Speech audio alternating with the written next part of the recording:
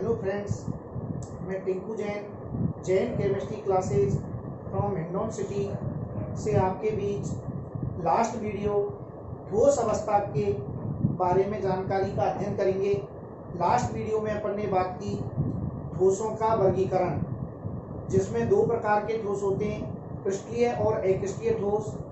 अब ये जो क्रिस्टलीय ठोस होते हैं उनसे संबंधित कुछ क्वेश्चंस अपन ने लास्ट वीडियो में बात की थी। उससे आगे वाला भाग आज स्टार्ट करेंगे और वो है क्रिस्टलीय ठोसों का वर्गीकरण। क्रिस्टलीय ठोसों का वर्गीकरण, क्रिस्टलीय ठोसों के प्रकार। जो ठोस दो प्रकार के होते हैं, क्रिस्टलीय और अक्रिस्टलीय, उसमें क्रिस्टलीय ठोस जो होते हैं वो भी आगे चार प्रकार के होते हैं। उसमें एक आयनिक ठोस होता है, एक सहसंयोजक ठोस होता है, एक धात्विक ठोस होता है, एक आणविक ठोस होता है। तो इन चारों ठोसों की बात करेंगे, क्रिस्टलीय ठोसों के प्रकार। देखिए, क्रिस्टलीय ठोसों के प्रकार को एक टेबल के माध्यम से अध्ययन करेंगे, जिसमें सबसे पहला बिंदु होगा ठोस का नाम। ठोस का नाम, ठोस का नाम। दूसरा बिंदु होगा अवयवी कण, कि उस क्रिस्टल के अंदर कौन सा अवयवी कण उपस्थित है। तीसरा बिंदु है उन अवयवी कणों के मध्य में आकर्षण बल कैसा पाया जाता है। तो वो जो आकर्षण बल है, उस आकर्षण बल का नाम। इसके अलावा जो ठोस अपन अध्ययन करेंगे अगले कॉलम में, उसके उदाहरण, एग्जाम्पल।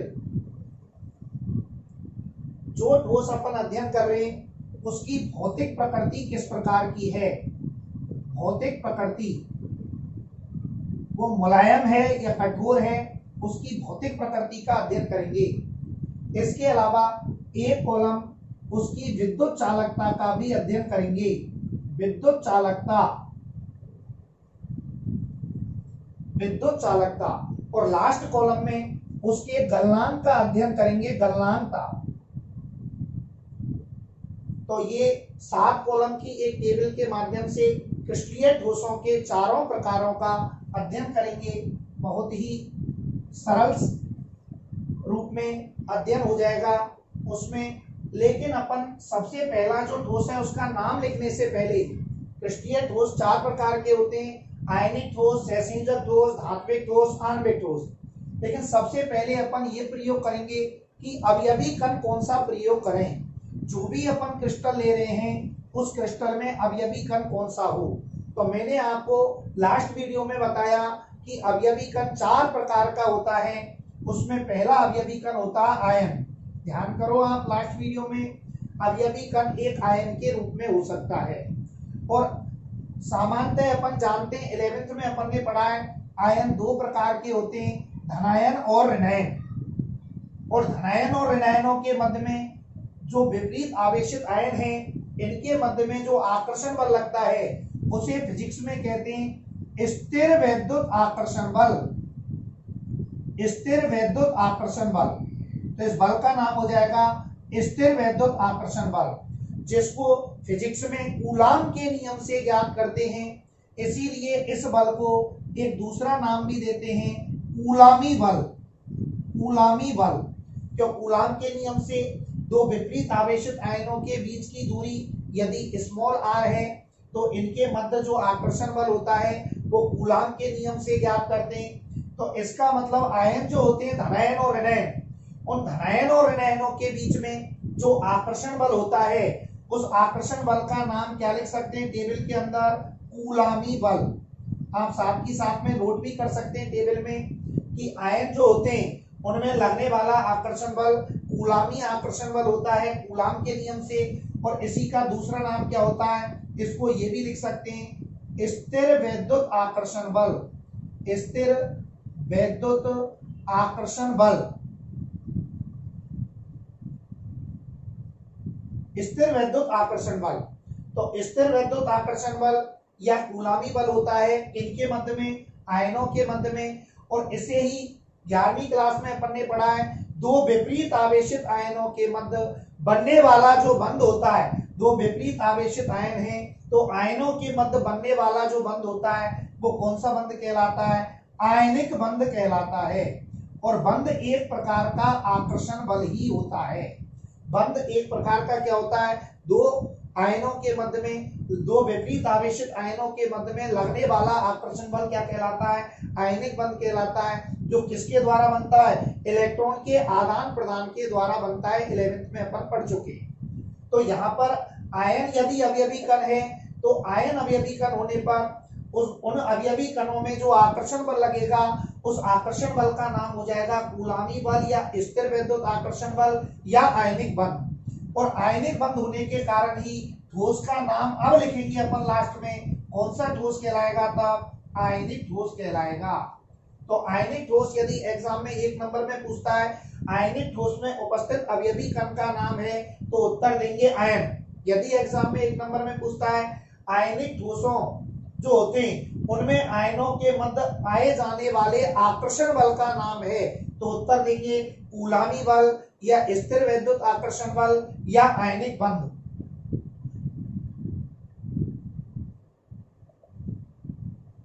अब ये जो आयनिक ठोस होते हैं क्रिस्टलीय ठोसों के प्रकार में पहला प्रकार आयनिक ठोस जो में अवयवी कण आयन होता है, आकर्षण बल कूलामी बल स्थिर वैद्युत आकर्षण बल या आयनिक बंध होता है। इसके जब उदाहरण पढ़ते हैं तो आयनिक यौगिकों के रूप में एक तो NaCl, NaCl ठोस आयनिक ठोस के रूप में होता है। एक होता है ZnS जिंक सल्फाइड, ZnS होता है।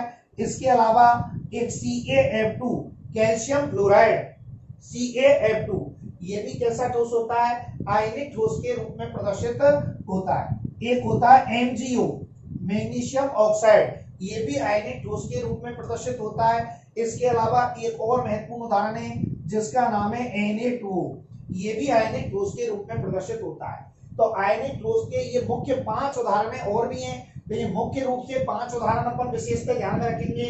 NaCl, ZnS, CaF2, MgO, Na2O, ये पांचों ही यौगिक कौन से ठोस के रूप में प्रदर्शित होते हैं, आयनिक ठोस के उदाहरण के रूप में प्रदर्शित होते हैं। इसमें एक तो इसको अपन को विशेष में ध्यान में रखना है कि ZnS जो होता है, ZnS इसका एक दूसरा नाम और होता है, इसे स्फेलेराइड संरचना भी कहते हैं। स्फेलेराइड संरचना किसको कहते हैं, जिंक सल्फाइड ZnS को।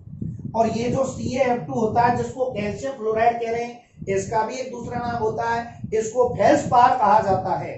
तो फेल्सपार तो होता है CaF2 और स्फेलेराइड संरचना कौन सी होती है, जिंक सल्फाइड होती है।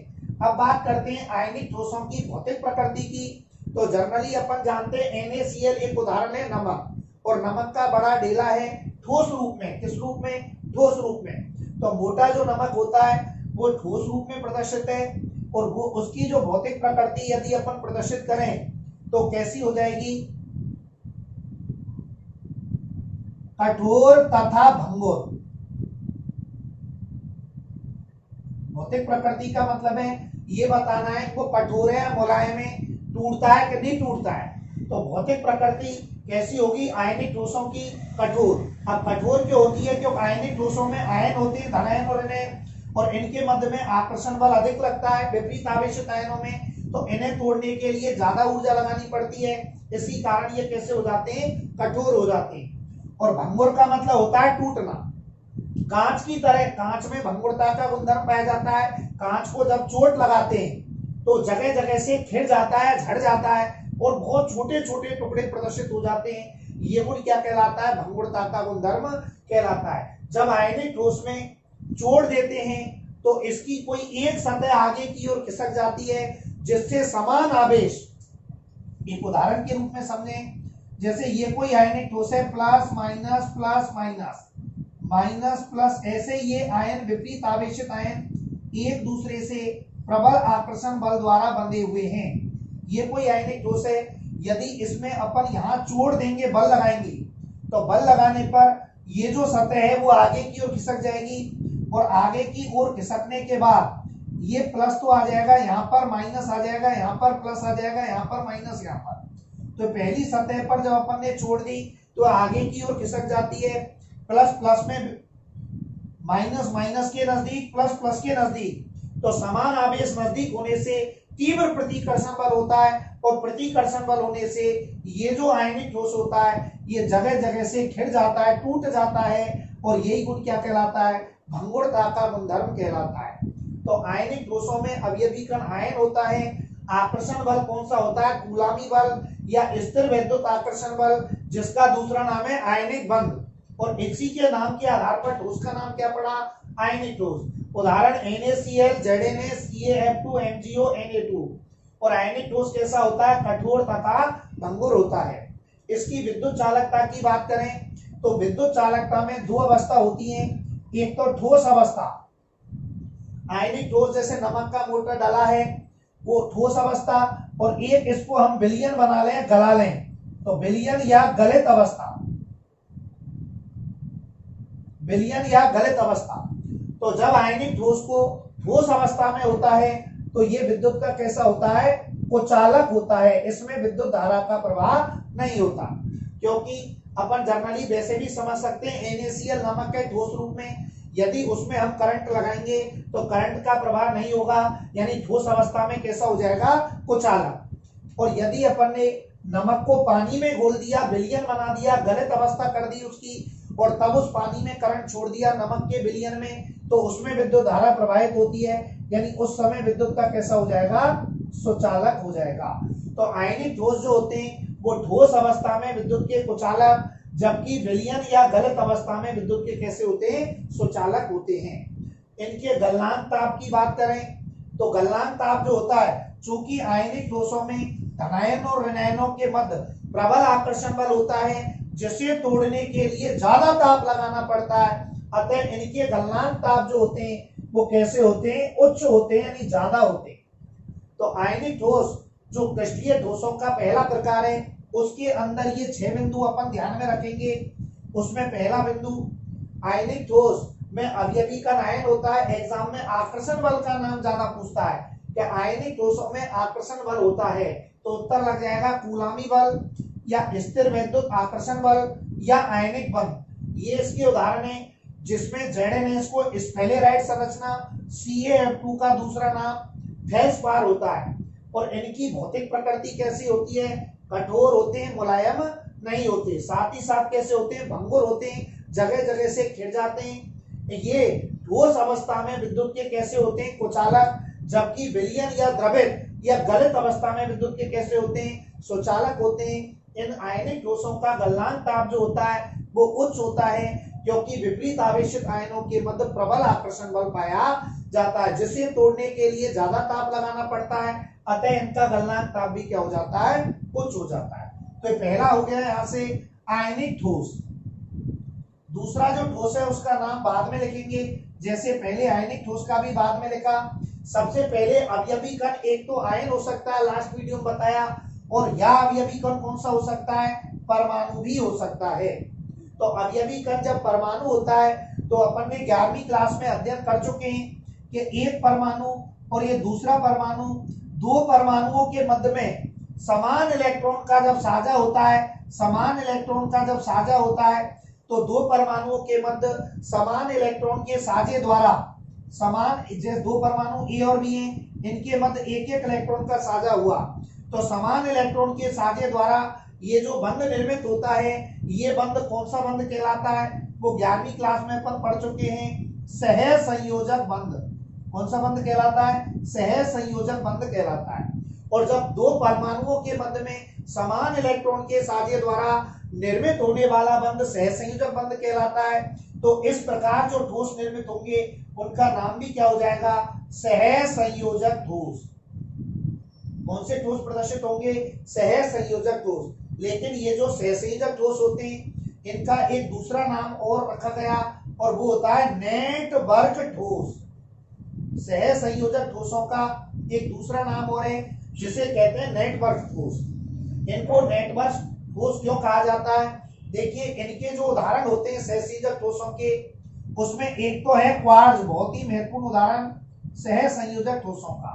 सिलिका क्या कौन सा रूप होता है? क्रिस्टलीय रूप होता है, पहले बता चुके हैं। तो एक तो होता है क्वार्ट्ज, एक होता है एल्यूमिनियम नाइट्राइड ALN, इसके अलावा एक होता है silicon carbide SiC silicon carbide. Silicon carbide के अलावा एक होता है कार्बन, कोष्टक में लिख सकते हैं हीरा, यानी कार्बन का हीरा वाला परमाणु, और नीचे नीचे एक और लास्ट लिखेंगे कार्बन, और उसका कौन सा परमाणु, ग्रेफाइट वाला परमाणु। कार्बन ग्रेफाइट, कार्बन हीरा, सिलिकॉन कार्बाइड, एल्यूमिनियम नाइट्राइड और क्वार्ट्ज, ये सभी कौन से ठोसों के उदाहरण है, सहसंयोजक ठोसों के उदाहरण है। यदि आपसे कोई पूछता है सहसंयोजक ठोसों को नेटवर्क ठोस क्यों कहा जाता है, इनका दूसरा नाम है, तो इसका उत्तर आप ऐसे दे सकते हो कि सहसंयोजक ठोसों की जब संरचनाओं का अध्ययन किया गया तो इनकी संरचना बहुत ही विशाल या बड़ी होती है। जैसे ग्रेफाइट की संरचना परतदार होती है, षटकोणीय होती है, विभिन्न परतों को एक दूसरे पर घिसकाया जा सकता है। हीरे की संरचना चतुष्फलकीय होती है, बहुत सारे चतुष्फलक एक दूसरे में गुठी हुई अवस्था में रहते हैं। वो 11वीं क्लास में संरचनाएं पढ़ी। Silicon carbide, aluminium nitride, quartz, इन सभी सहसंयोजक ठोसों की जो आणविक संरचनाएं होती हैं वो बहुत बड़ी होती है, विशाल होती है, बृहद होती है, और बृहद और विशाल बड़ी संरचना होने के कारण इनका जो नेटवर्क होता है वो बड़ा होता है, इसलिए इनको कौन से ठोस नाम दे दिया, नेटवर्क ठोस नाम रखा। तो सहसंयोजक ठोस या नेटवर्क ठोस, सहसंयोजक ठोस को नेटवर्क ठोस इसलिए कहते हैं क्योंकि इनकी जो संरचनाएं होती हैं बहुत ही विशाल, बड़ी या होती है, इसी कारण इनको नेटवर्क ठोस नाम भी दिया जाता है।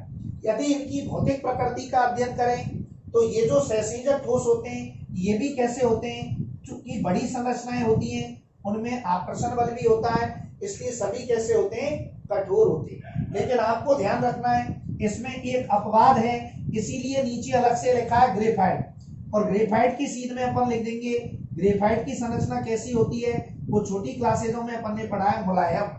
क्यों, ग्रेफाइट में विभिन्न परतें होती हैं, परतों को आपस में खिसका सकते हैं, तो ग्रेफाइट चिकना होता है, मुलायम होता है, जबकि हीरा कैसा होता है, कठोर। 10वीं 10th में भी आता है, 11th में भी पढ़ा हुआ है, हीरा कठोर होता है, ग्रेफाइट क्या होता है, मुलायम होता है। तो ये जो ग्रेफाइट होता है ये इस अपवाद को छोड़कर ये मुलायम होता है, बाकी सभी सहसंयोजक ठोस कैसे होते हैं, कठोर होते हैं। तो ये एक अलग से अपन को इसकी सीध में लिखना पड़ेगा भौतिक प्रकृति में कि ग्रेफाइट मुलायम होता है, और इन सबके सामने लिख देंगे कठोर। इसके अलावा विद्युत चालकता की बात करें तो विद्युत चालकता में ये सभी विद्युत के कैसे होते हैं, सहसंयोजक ठोस कुचालक होते हैं, इनमें विद्युत धारा का चालन नहीं होता। कौन से ठोसों में, सहसंयोजक या नेटवर्क ठोसों में। लेकिन इसमें फिर वही ग्रेफाइट की सीध में अपवाद लिखेंगे और इसको कहेंगे ये विद्युत का कैसा होता है, सुचालक। वो अपन छोटी क्लासेजों में पढ़ते हैं, ग्रेफाइट में मुक्त इलेक्ट्रॉन की उपस्थिति के कारण ये विद्युत का कैसा हो जाता है, सुचालक हो जाता है। चूंकि ग्रेफाइट में कार्बन परमाणु पर sp2 संकरण होता है और हीरे में कार्बन परमाणु पर sp3 संकरण होता है। ग्रेफाइट में कार्बन परमाणु पर sp2 संकरण होने के कारण इसमें मुक्त इलेक्ट्रॉन उपस्थित रहता है। तो मुक्त इलेक्ट्रॉन उपस्थित होने के कारण उस मुक्त इलेक्ट्रॉन के कारण ही क्या हो जाता है, विद्युत का सुचालक हो जाता है। इसके गलनांक ताप की बात करें, चूंकि सभी सहसंयोजक ठोस या नेटवर्क ठोसों की संरचनाएं कैसी होती हैं, विशाल या बड़ी, तो बड़ी संरचनाओं में आकर्षण बल भी अधिक लगता है, अतः इनमें इनका जो गलनांक ताप होता है वो भी क्या होता है, उच्च होता है। लेकिन उच्च में भी कैसा उच्च होता है, अत्यंत उच्च या अत्यधिक उच्च। भाई आयनिक ठोसों का तो होता है उच्च, केवल उच्च, और सहसंयोजक ठोसों का क्या हो जाता है, अत्यंत उच्च हो जाता है। तो ये था सहसंयोजक ठोस के बारे में। तो दूसरा प्रकार हो गया क्रिस्टलीय ठोसों का। क्रिस्टलीय ठोस का पहला प्रकार आयनिक ठोस, वो आयन की वजह से, क्योंकि आयनों के मध्य में, विपरीत आवेशित आयनों के मध्य में लगने वाला आकर्षण बल आयनिक बंध कहलाता है, अतः ठोस का नाम आयनिक ठोस। और दो परमाणुओं के मध्य समान इलेक्ट्रॉन के साझे द्वारा निर्मित होने वाला बंध सहसंयोजक बंध, इसीलिए ठोस का नाम क्या है, सहसंयोजक ठोस। इससे आपको इनमें तुलना भी हो जाएगी। यदि एग्जाम में आयनिक ठोस सहसंयोजक ठोस में अंतर पूछता है तो आप इस टेबल के माध्यम से अंतर भी बता सकते हो। सहसंयोजक ठोसों का गलनांक ताप क्या होता है, अत्यंत उच्च होता है या अत्यधिक होता है, और आयनिक ठोसों का गलनांक केवल क्या होता है, उच्च होता है। इसके अलावा तीसरे जो ठोस होते हैं,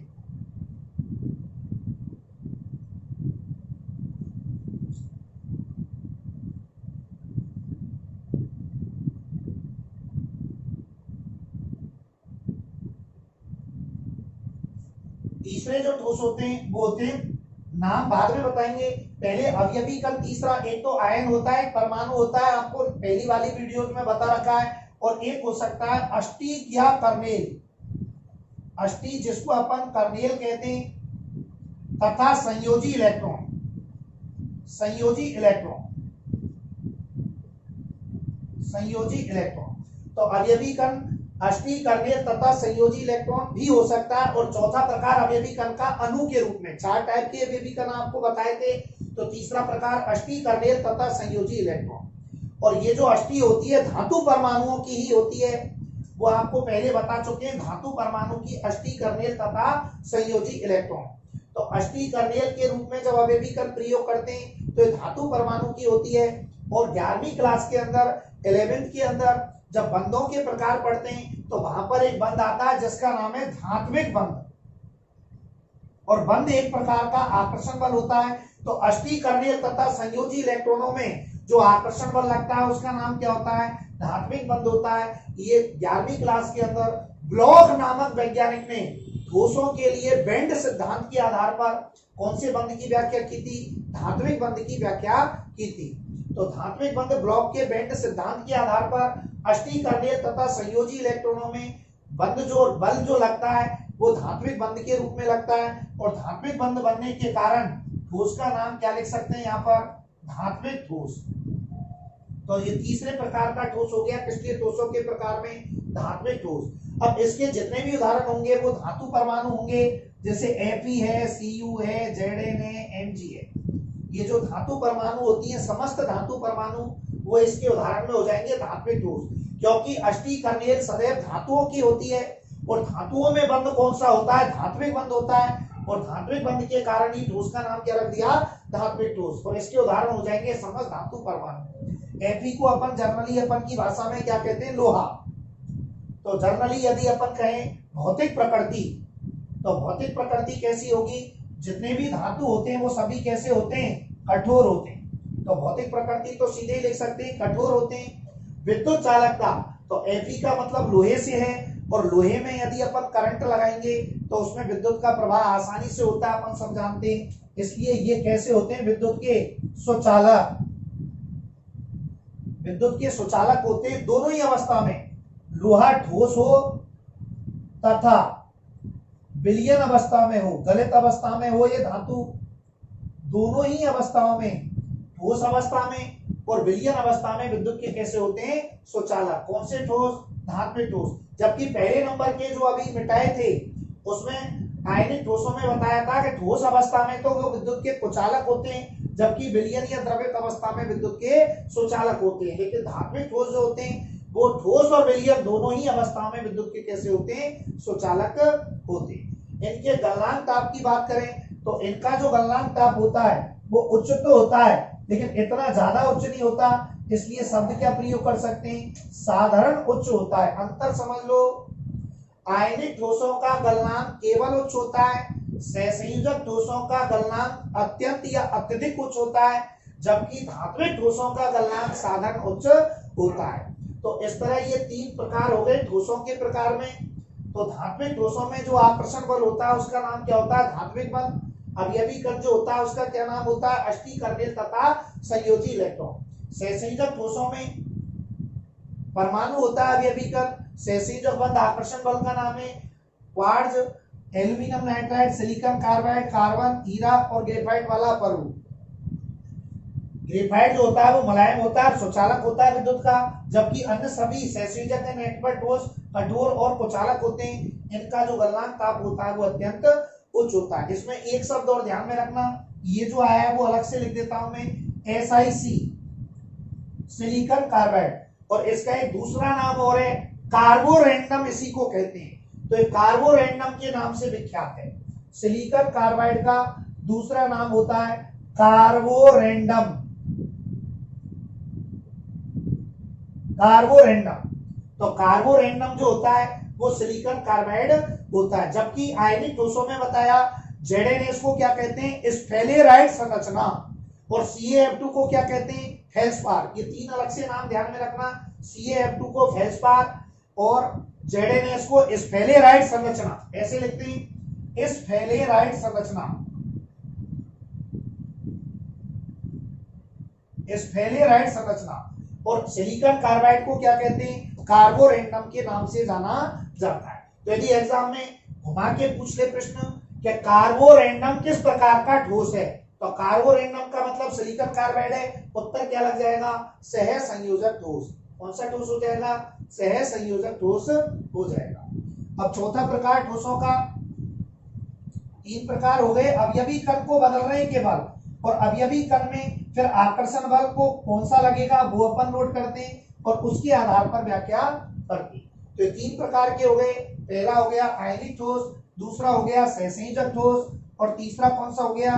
धात्विक ठोस। सहसंयोजक ठोस को नेटवर्क ठोस कहते हैं, उसकी विशाल संरचना के कारण। उसमें जो यौगिक होते हैं उनकी विशाल या बड़ी संरचना होती है, इसलिए उनको नेटवर्क ठोस भी कहा जाता है। सिलिकॉन कार्बाइड का दूसरा नाम कार्बोरेंडम होता है। इसी के साथ स्फेलेराइड संरचना जिंक सल्फाइड ZnS कहलाती है। CaF2 को फेल्सपार के नाम से भी जाना जाता है। तो ये था।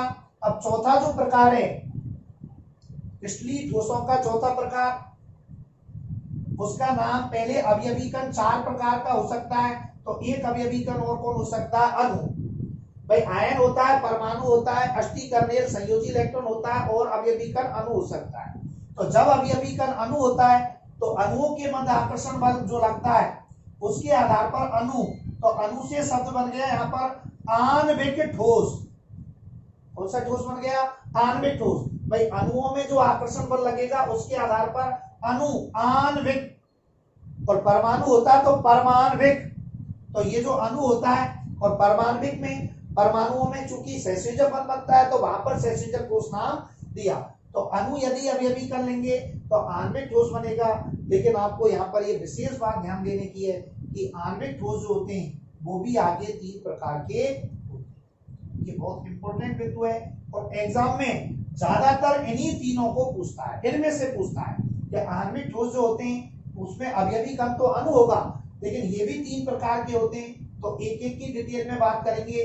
तो एक तो होता है अध्रुवीय आणविक ठोस, दूसरा होता है ध्रुवीय आणविक ठोस, और तीसरा होता है हाइड्रोजन आबंधित आणविक ठोस।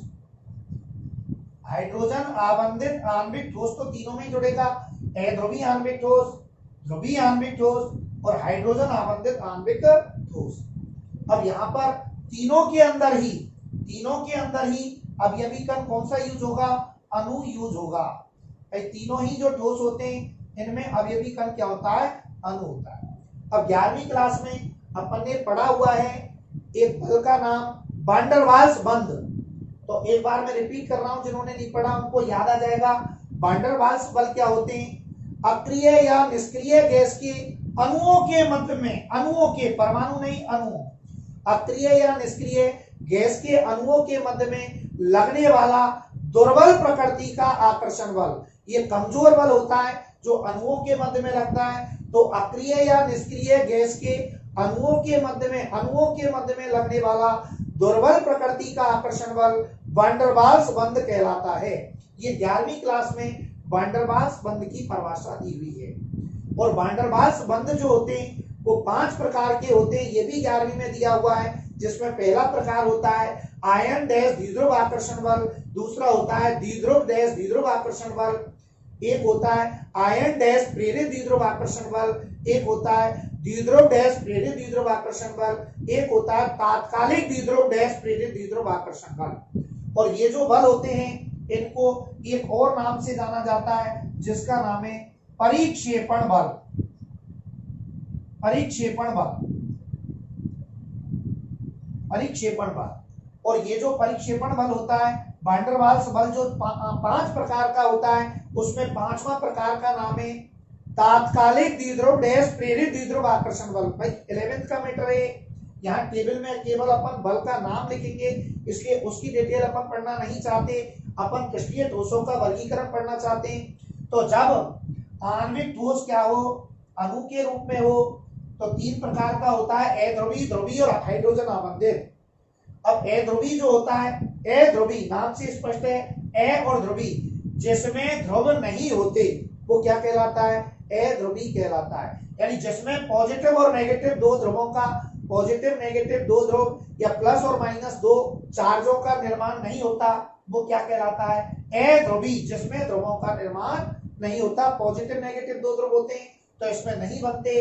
तो जिनमें पॉजिटिव नेगेटिव ध्रुव नहीं होते उनमें लगने वाला जो बल होता है वो वैन डर वाल्स बल के प्रकारों में नाम आता है, परिक्षेपण बल। और इसी का दूसरा नाम है तात्कालिक द्विध्रुव डैश प्रेरित द्विध्रुव आकर्षण बल। इसको लंदन नामक वैज्ञानिक ने बताया। ये लंदन शहर का नाम नहीं है, लंदन वैज्ञानिक का नाम है, इसीलिए इस बल को कौन सा बल कहते हैं? लंदन बल के नाम से भी जाना जाता है। तो आणविक ठोसों में नंबर 1 की सीध में लिखेंगे अध्रुवी आणविक ठोस, और अध्रुवी आणविक ठोस की सीध में अवयवी कण क्या हो जाएगा? अणु।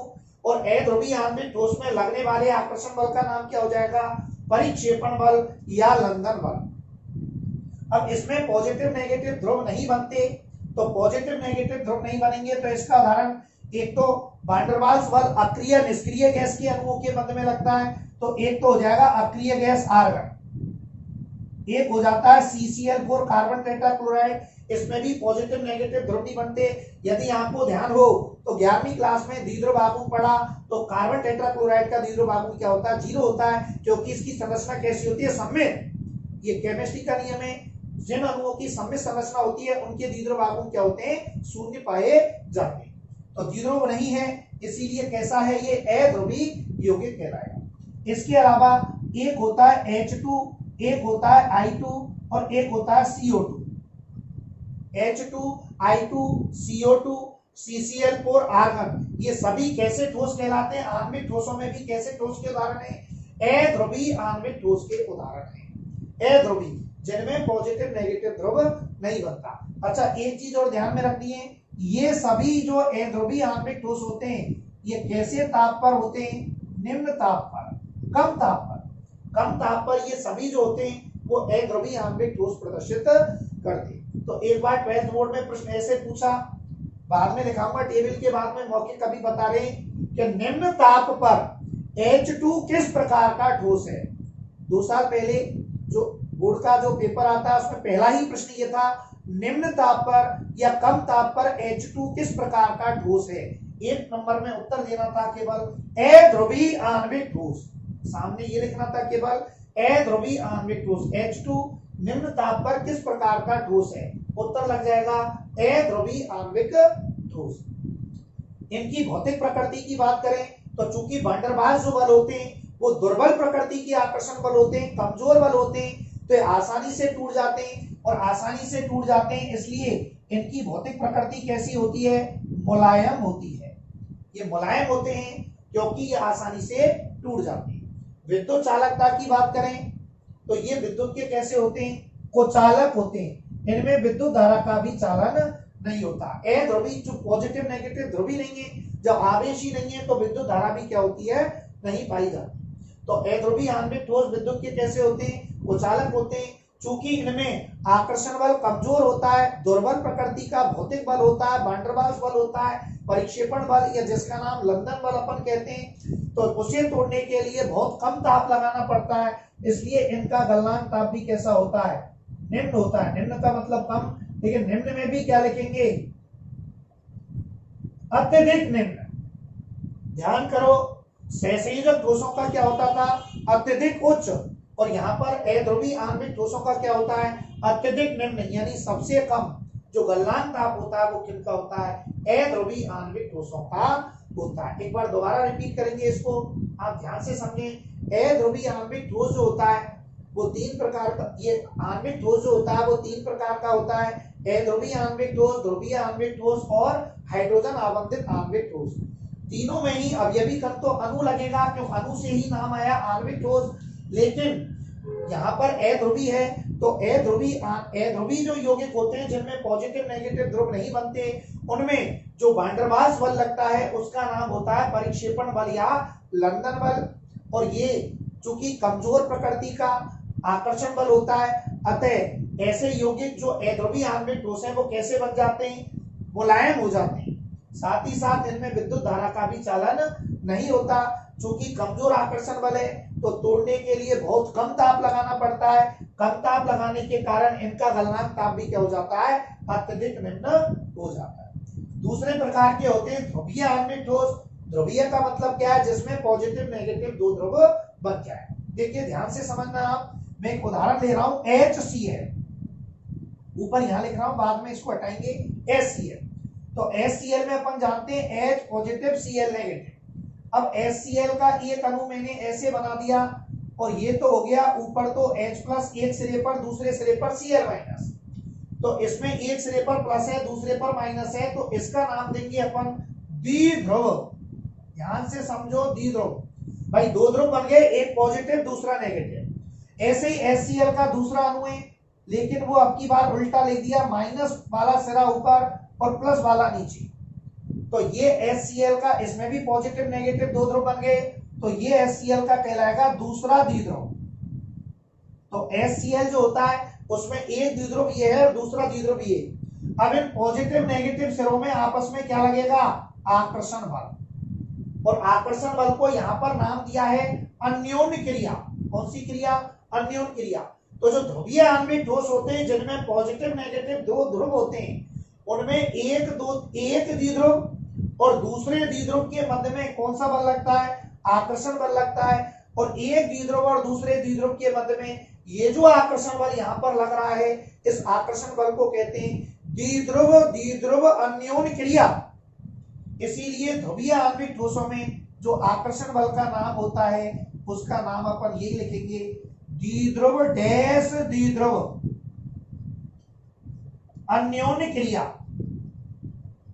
अन्योन्य क्रिया, तो ये द्विध्रुव डैश द्विध्रुव अन्योन्य क्रिया यहाँ पर निर्मित होती है।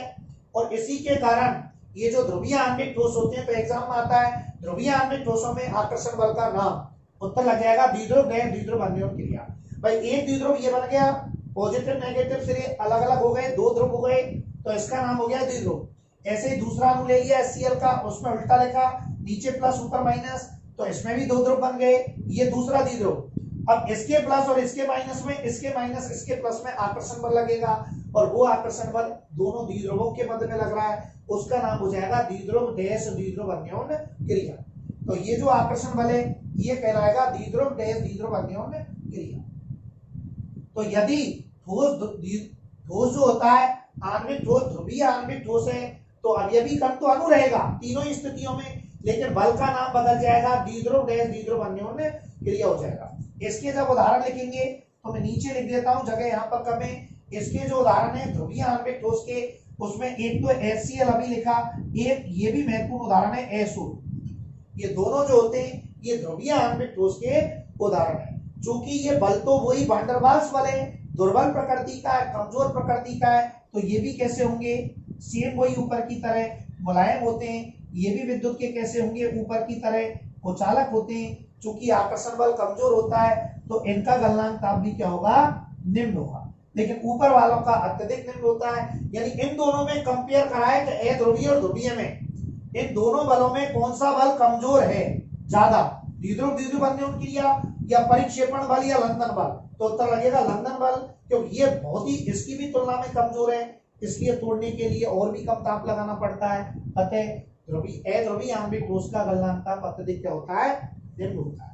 तो ये यहाँ पर एक बार और आप ध्यान में रखें, ध्रुवीय आणविक ठोस जो होता है, ध्रुवीय आणविक ठोस उसमें अवयवी का अणु होता है, द्विध्रुव द्विध्रुव आकर्षण बल लगता है, अन्योन्य क्रिया। इसके उदाहरण HCl SO2, ये मुलायम होता है, कुचालक होता है, इसका गलनांक ताप भी क्या होता है, निम्न होता है।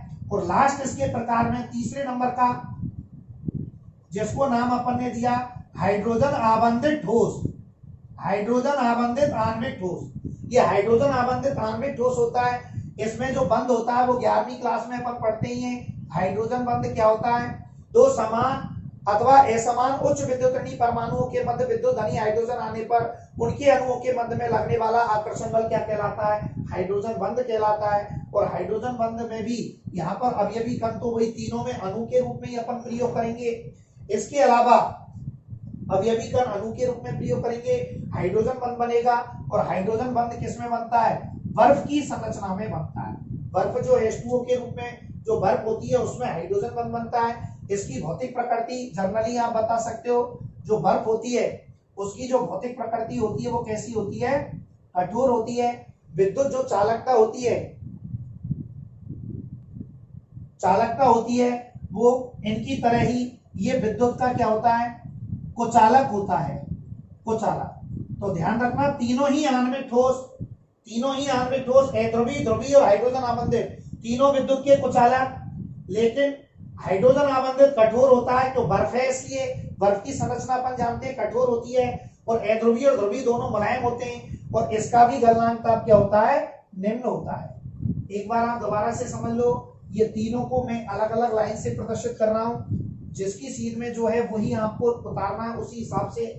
तो ध्यान रखना अध्रुवीय आणविक ठोस, तीनों ध्रुवीय आणविक ठोस, हाइड्रोजन आबंधित आणविक ठोस, तीनों में अवयवी का अणु होगा, लेकिन आकर्षण बल का नाम चेंज हो रहा है। अध्रुवीय में परिक्षेपण बल, ध्रुवीय में द्विध्रुव द्विध्रुव अन्योन क्रिया, हाइड्रोजन आबंधित में हाइड्रोजन बल, इनके उदाहरण। और यहाँ ये कठोर होता है, कौन सा, हाइड्रोजन आबंधित, क्योंकि बर्फ कठोर होती है अपन जानते हैं। इसके अलावा अध्रुवीय ध्रुवीय दोनों ही क्या होते हैं, मुलायम होते हैं, तीनों विद्युत के कुचालक होते हैं, तीनों का ही गलनांक ताप कम होता है, लेकिन सबसे ज्यादा कम किसका होता है, अध्रुवीय आणविक ठोस का होता है। तो ये क्रिस्टलीय ठोस चार प्रकार के आपको बताए। पहला नंबर आयनिक ठोस, दूसरा सैद्धांतिक ठोस जिसका दूसरा नाम नेटवर्क ठोस, तीसरा धात्विक ठोस, चौथा आणविक ठोस। आणविक ठोस भी तीन प्रकार का, अध्रुवीय आणविक ठोस, ध्रुवीय आणविक ठोस, और तीसरा हाइड्रोजन आबंधित आणविक ठोस। तो दोस्तों, प्यारे बच्चों, आपको ये वीडियो जरूर पसंद आई होगी। यदि आपको ये वीडियो पसंद आई है, आपकी समझ में अच्छा आ रहा है, एक तो अपन इसको डायरेक्ट थ्योरेटिकल पढ़ते चारों प्रकार के ठोसों को, ये टेबल के माध्यम से थोड़ा कंपेयर हो जाता है आपस में, उससे आपको बढ़िया समझ में आया होगा। अतः आपको ये वीडियो अच्छी लगी हो तो इसे जरूर लाइक करें। हमारा जो चैनल है टिंकू जैन केमिस्ट्री क्लासेस, उसको सब्सक्राइब करें, बेल आइकन को दबाएं, और जिससे हम आने वाले जितने भी वीडियो हैं वो आपको और अच्छी प्रकार से देते रहें, हमको भी मोटिवेशन मिलता रहे, और आपकी जो भी प्रॉब्लम्स हैं वो आप कमेंट्स बॉक्स में डालें। धन्यवाद।